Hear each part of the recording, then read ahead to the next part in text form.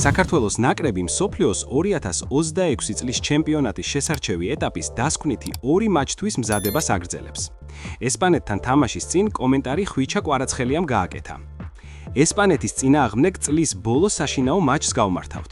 ყოველთვის ბედნიერები ვართ, როდესაც ჩვენი გულშემატკივრების წინაშე გვიწევს თამაში. დიდ პასუხისგებლობას გრძნობთ, მიუხედავად იმისა, რომ ჯგუფიდან გასვლის ძალიან მცირე შანსი გვაქვს.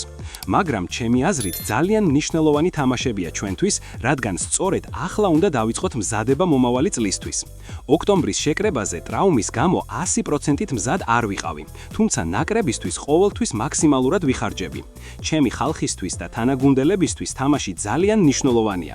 ვფიქრობ, ახლა უკეთეს ფორმაში ვარ, არაფერი მაწუხებს და ვეცდები, რომ გუნდს მაქსიმალურად დავეხმარო. ბედნიერები ვართ, რომ კლავ ერთად გვიწევს თამაში და ყველაფერს გავაკეთებთ იმისთვის, რომ დადებითი შედეგით დავასრულოთ ეს შეხვედრები, თქვა ხვიჩამ. თურქული გამოცემა ფანატიკის ინფორმაციით, სტამბოლის ბეშიქტაში ზურიკო დავითაშვილის ტრანსფერის საკითხზე უკვე შევიდა მოქმედებაში. კლუბმა ფეხბურთელის აგენტთან პირველი კონტაქტი დაამყარა და მზადაა ზამთრის სატრანსფერო ფანჯარაზე მოლაპარაკებები ოფიციალურად დაიწყოს. ბეშიქტაშის მთავარ მწვრთნელს სერგენ იალჩინს მაღალი კლასის მარცხენა გარემარბის დამატება სურს და ამ პოზიციაზე მისი მთავარი სამიზნე სწორედ დავითაშვილია. კლუბში დარწმუნებულნი არიან, რომ ქართველი შემტევის ტრანსფერი ზამთარში გუნდის ერთ-ერთ მთავარ პრობლემას მოაგვარებს. ზურიკომ გასულ სეზონში სენტ-ეტიენთან ერთად შესანიშნავი მაჩვენებელი დააფიქსირა. ლიგა 1-ში 33 მატჩში 9 გოლი და 8 საგოლე პასი მიითვალა. ზაფხულში მას კლუბის შეცვლა სურდა, თუმცა ფრანგებმა არ გაუშვეს. ახლა კი ვითარება შეიცვალა. დავითაშვილის სათამაშო დრო შემცირებულია, ხოლო სენტ-ეტიენი მის გარეშე გამარჯვებებს ახერხებს. მიმდინარე სეზონში ქართველი შემტევი ლიგა 2-ში ერთ-ერთ საუკეთესო შედეგს აჩვენებს. დავითაშვილმა 12 მატჩში 6 გოლი გაიტანა და ბომბარდირთა სიაში ლიდერებს მხოლოდ 2 ბურთით ჩამორჩება. მიუხედავად ამისა, ბოლო შეხვედრებში მწვრთნელი მას ნაკლებად აყენებს ძირითადში. ტრუასთან მატჩის შემდეგ სენტ-ეტიენის თავკაცმა ეირიკ ჰოერნალანდმა თქვა: შეტევაში საკმარისი არჩევანი გვაქვს. თუ დავითაშვილი ან სხვები წასვლას გადაწყვეტენ, ამას გაგებით მოვეკიდებით. ზურიკოს მიმართ ინტერესი ბეშიქტაშს ჯერ კიდევ ზაფხულში ჰქონდა, თუმცა მაშინ ტრანსფერი ვერ შედგა. ახლა თურქული კლუბი ბევრად უფრო თავდაჯერებულია და მზადაა ქართველის დამატებისთვის კონკრეტული შეთავაზება გააკეთოს. ალისონ ბეკერის ტრავმებიდან გამომდინარე, მოსალოდნელი იყო, რომ გიორგი მამარდაშვილს მიმდინარე სეზონში შანსი მიეცემოდა და ასეც მოხდა. ბრაზილიელმა მეკარემ გალათასარაისთან ჩემპიონთა ლიგის შეხვედრაში დაზიანება მიიღო, რის შემდეგაც არნე სლოტს იძულებითი ცვილების გაკეთება მოუწია და ქართველიც თამაში ჩაერთო.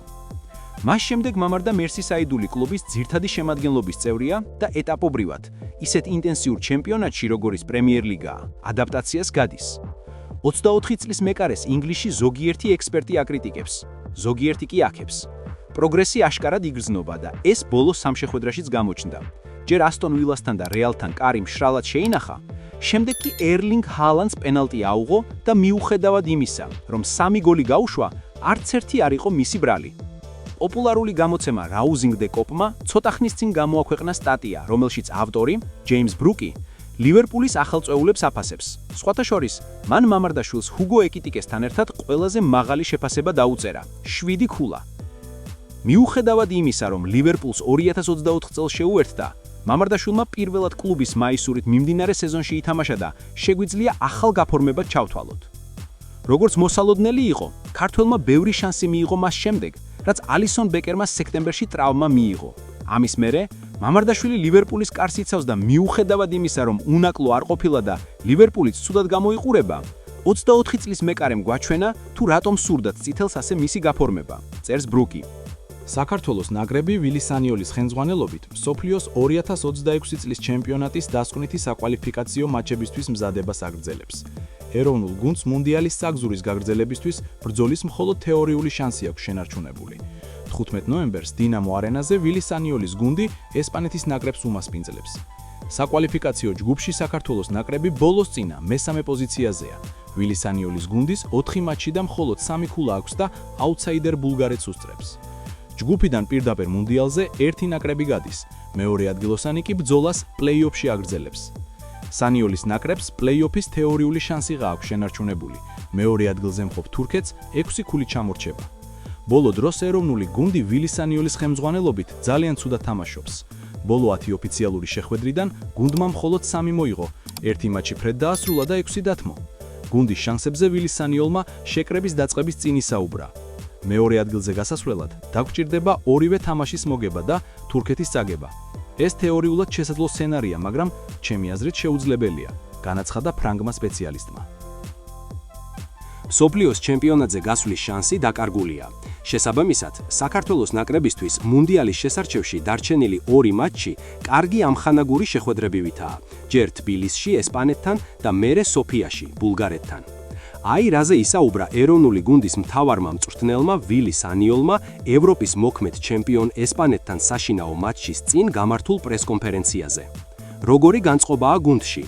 გუნდში ძალიან კარგი ატმოსფეროა, იმაზე უკეთესი, ვიდრე სექტემბერში ან ოქტომბერში იყო.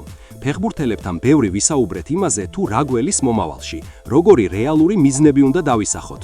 ხაზი გაუსვი იმას, რომ ბოლო 1 წლის მანძილზე ნაჩვენების შედეგი არ იყო დამაკმაყოფილებელი და ბევრი ვილაპარაკეთ, როგორ უნდა გავაუმჯობესოთ ეს ყველაფერი. ამ კვირაში რადიკალურად განსხვავებული ენერგია ვიგრძენი. ესპანეთთან თამაშზე. ბოლო წლებში ესპანეთის წინააღმდეგ უკვე არაერთი მატჩი ჩავატარეთ და მე ახლაც ვფიქრობ, რომ ესპანეთს მსოფლიოში საუკეთესო გუნდი ყავს. შესაბამისად, ჩვენ ვერ გვექნება მათზე უკეთესად თამაშის ამბიცია. ჩვენი მიზანია ბოლო მატჩისგან განსხვავებით უკეთესი ფეხბურთი ვითამაშოთ. იქ ესპანეთში შეიძლება უფრო ბევრი გოლი გაგვეშვა, თუმცა ჩემთვის მთავარი პრობლემა იყო ჩვენი უენერგიობა და ნაკლები ბრძოლა. იმედი მაქვს ხვალ უკეთეს ფეხბურთს ვითამაშებთ და გულშემატკივრებს დაუმტკიცებთ, რომ მეტად უფრო ამბიციურად შეგვიძლია თამაში ესპანეთის მსგავს გუნდებთან.